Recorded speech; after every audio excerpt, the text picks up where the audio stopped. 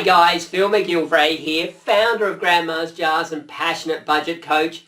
In today's video, I am talking to you about how do you budget to an uneven income. And more specifically, I'm talking about how do you budget when you're a shift worker or you receive penalty rates for overtime and so on. How do I budget when I'm not quite sure what my income's going to be on a month-to-month basis? Now, there are two strategies that I use with my clients in this situation. The first one is, and you look at my lovely chart here, you can see we've got January, February, March, April through to December, and each column here represents a month's pay. So how much do I get paid in a month? Now, you can see that January we've got quite a bit of pay, February not so much, March I've circled because March is our lowest pay in the entire year. So if we go out throughout the entire year, March is our lowest pay there. Now, where you see this green line, and I'm really sorry if you're colorblind, but we've got this green dotted line across here.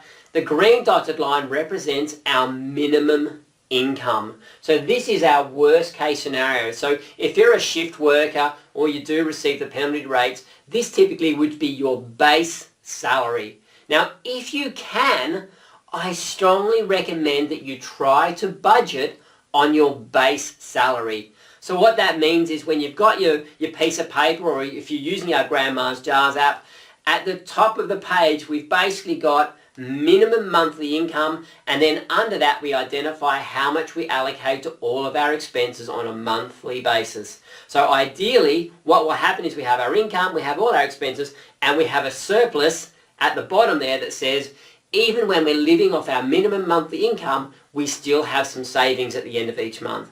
Now that is the ideal scenario, because every single month that we have where we earn a little bit above this green line means that we've actually got surplus funds, and those surplus funds can be put aside into savings or paying off debt or having fun, but it's surplus funds that comes after all of our expenses are covered.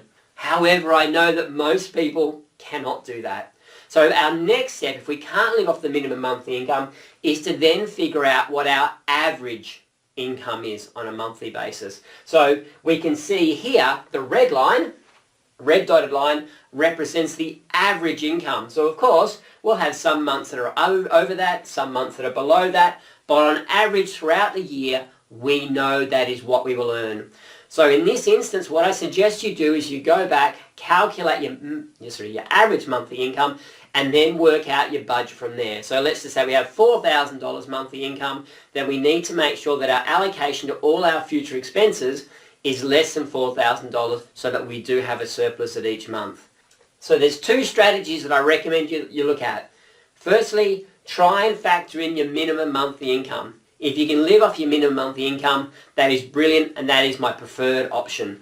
If you can't, you then need to go back through and work out, well, okay, what is my average monthly income? And you need to use that as the baseline for your income, for your budget going forwards. Okay, I'm hoping that makes sense. This is just one in a number of videos that we've got. There are plenty more coming. We are passionate about what we do, so please subscribe to our YouTube channel. We would love to show you more of the experience and the expertise and the little strategies that we've been using with our clients over a 15-year period. So please subscribe to our Grandma's Jars YouTube channel.